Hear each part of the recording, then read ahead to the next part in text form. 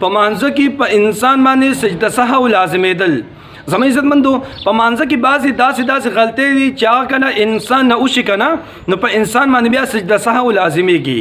نو د سجده سهو طریقه څنګه ده او هغه کمې غلطۍ دي چې هغه انسان نه وشي نو سجده سهو پې لازمېږي. نو په دې ویډیو کې زه تاسو ته د سجده سهوي طریقه هم درښیم او دغه صورتونه هم او دغه غلطۍ هم تاسو ته بیانوم. نو کوشش وکړئ دا ویډیو وګورئ. دا ډېره انتهایي لازمي ویډیو ده او د ثواب په نیت باندې مخکې شیر کې مخکې پیلو کوي چې ټول مسلمانان دا غلطۍ ځان ته یعنی په نښه کی او د سهوی دا طریقه زده کی. ټیک شو دا ویډیو د ثواب په نیت باندې مخکې شیر کړئ. ټیک شو جی راځو ویډیو طرف ته. خجی اولنې خبره ترازو چې سجده سهو دا په منځ کې کم غلطو په وجه په انسان باندې لازمېږي. یعنی کمې غلطۍ دي چې هغه مونږ په منځ کې وکړو کنه نو هغې د وجې نه چې بیا مونږ اخره کې سجده سهو وکړو نو بیا زمونږ منځ به برابر شي منځ به صحیح شي. هغه کمې غلطۍ دي. اول دغه غلطو ته تاسو لږه شان توجه کوئ ښه. دې پسې بیا زه تاسو ته د سجده سهوي طریقه ښیم. خو اول د غلطو دغه وخت شي چې هغه کمې غلطۍ دي. صحیح شوه. نو زموږ عزتمندو چې کله انسان نه واجب پاتې شي منځ کې چې کم واجبات دي زه تاسو ته انشاءالله وایم چې واجب در نه پاتې شي په هیره د غلطۍ نه چې تاسو نه واجب پاتې شي. صحیح شوه. یا د واجبات چې دي د دې دا ترتیب بدل شي لکه الحمد مخکې ویل دي صورت رستو ویل دي که دا صورت مخکې وویلې او الحمد د غلطۍ نه رستو وویلې بیا سجده سهو په انسان باندې واجبېږي. ښه خیر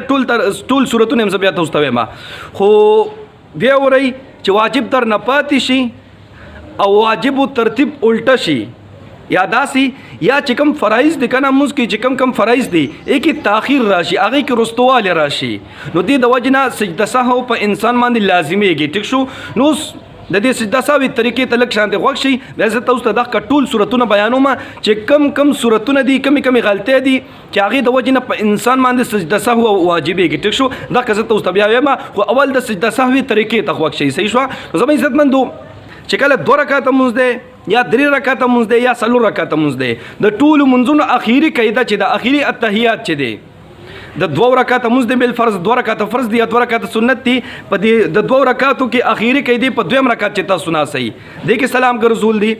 او د 3 رکعاته مونځ چې دی لکه وتر واجب شول 3 رکعاته یا د ماښام 3 رکعاته فرض دی د دې 3م رکعت باندې تاسو چې کله نه صحیح او 4 رکعاته مونځ چې دی کنه د دې په 4م رکعت باندې چې کله ناسې. ټیک شو. دې کې سلام ګرځول دی نو کچره امام سره یې کنه دغه خو بل اتفاق یو طرف ته سلام وګرځي چې کله عبد التحیات په شروع کې تر عبده او رسوله پر بتاسو سبق شروع کړي چې عبده او رسوله تاسو سبق ورسوي کنه نو یو طرف ته سلام وګرځوي او بس بیا به 2 سجدي وکي سجدي به دواړه وکي او بیا برا پاسي التحیات په بیا ابتدا نه شروع کړي او تر اخره پورې حسنه توقنا عذاب النار پورې به سبق ورسوي بس بیا به دوړو طرف ته سلام وګرځوي. ټیک شو. دا خو امام سره دی. ټیک شو چې یو طرف ته به سلام ګرځوي خو چې کله ځان له څوک مونځ کوي او هغې نه څه غلطي وشوي دا چې کومې مخصوص غلطۍ دي انشاءالله وایم درته چې دغه غلطي در نه وشي نو مقتدي چې کله اخیری قاعدې باندې اخیری التحیات باندې ناسي او تر عبده او رسوله پورې سبق ورسي نو آیا یو طرف ته به سلام ګرځي او که دوړو طرف ته به سلام ګرځي. ټیک شو. دې ته په توجه سره غوږ شي. ښه. نو زموږ عزتمندو اکثر فقهای کرام چې دي او جمهور فقهای کرام هغه وایي چې که مقتدي یعنی امام سره وي او که څوک ځان نه مونځ کوي نو وایي یو طرف ته به سلام ګرځوي. ښه. چې کله په اخري تحیات باندې ناسې تر عبده او رسوله پورې سبق ورسوي نو یو طرف ته به سلام وګرځوي او بیا به 2 سجدي وکړي لکه بیا به سجدي ته لاړ شي 2 سجدي وکړي او تحیات برا پاسي او بس سبق په ابتدا نه بیا شروع کوي التحیات نه سبق شروع کوي او تر حسنه توقنا عذاب النار پورې به سبق وایي او بس بیا به 2 طرف ته سلام وګرځوي. ټیک شو. دا اکثر فقهای کرام فرمایي او بعض علماء کرام پکې دا وایي چې کله تاسو ځان له مونځ کوئ کنه او څه غلطي در نه وشي دا چې کوم د وجنه سجده سهو واجبېږي نو بیا به چې اخیری التحیات باندې تاسو نه صحیح کنه اخیری قاعده باندې نو بیا به دوړو طرف ته سلام ګرځوي. ټیک شو. خو بهتره خبره پکې دا د سمې عزتمندو که ځان له مونځ کوئ تاسو غلطي در نه شوه نو یو طرف ته به سلام ګرځوي. ښه. دوړو ته مه ګرځوئ. بهتره خبره دا ده چې یو طرف ته سلام وګرځوئ 2 سجدې بیا وکړئ او بس راپسې تحیات قبل فرض تاسو صورت د تلک شان بیانو ما چې تاسو اوس التحیات باندې ناس اخیری التحیات باندې عبده ورسوله دا مویل بس السلام علیکم ورحمت الله الله اکبر خبرې به پکې نه کوي الله اکبر سجدي ته بلار شي دوه سجدي بو کوي او تحیات په بیا شروع کی تر اخره پورې به سبق ورسوي ټیک شو دا شو د تساوی طریقہ صحیح شو اوس صورتونه بیانوم زمي عزت مند ودتا خو صورتونه لګ زیات دي نو زه بس صرف دی ویډیو کې ته یو څو بیانوم بلې باره کې به انشاءالله پارت 2 ویډیو جوړه کړو دویمه ویډیو هغه ټول صورتونه به زه تاسو ته په هغې کې بیان کوم ټیک شه نو زموږ عزتمندو یو څو پکې اوس درته بیانوم ښه یو صورت دا دی زموږ عزتمندو ټول ناول چې ډک رکعتونه دي کوم مونځ کې څه رکعتونه ډک دي او څه تش دي که نه نو تاسو بالفرض ډک رکعت چې دی که نه دا مو د غلطۍ نه تش وکړو یعنې په یو داغه کې پرکات کې کل هو ویل دی یا بل صورت ویل دی او تاسو د غلطۍ نه ولد ضالین امین ویلی او سبحان رب العظیم ته ټیټ شوي بس اوس په تاسو باندې سجده سهو واجب شو په اخر اخیری تحیات کې به تاسو سجده سهو کوي ټیک شو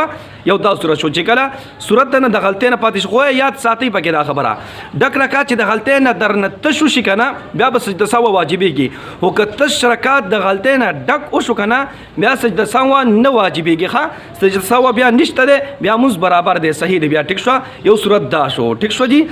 دویم صورت دا دی زموږ عزتمندو په مونځ کې الحمد مخکې ویل دی کنه او صورت رست ویل دی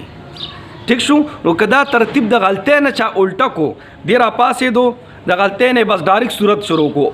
نو بیا ورته یاد شو چې هو صورت فاتحه خو ایمان پاتې شوې ده نو بس صورت فاتحه بیا د صورت نه بعد وویلا نو بس په دې باندې هم سجده سهو واجب شو اخره کې بس سجده سهو کوي ټیک شو دو صورتونه شول بل صورت دا د زموږ عزتمندو صورت فاتحه چې ده کنه د فرض رکعاتو په لومبني دوه رکعاتو کې ٹھیک شو فرض رکعتونه دي فرض مونځ چې وي فرض رکعتونه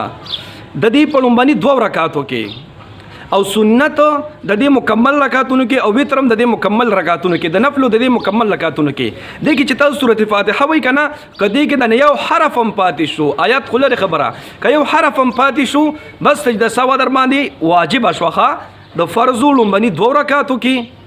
او د وتر واجب یا سنت یا نوافل په دې ټول رکعتونو کې کدی کې د یو حرف هم پاتې شو سجده سهو په تاسو باندې واجبېږي خاص شو دغه سي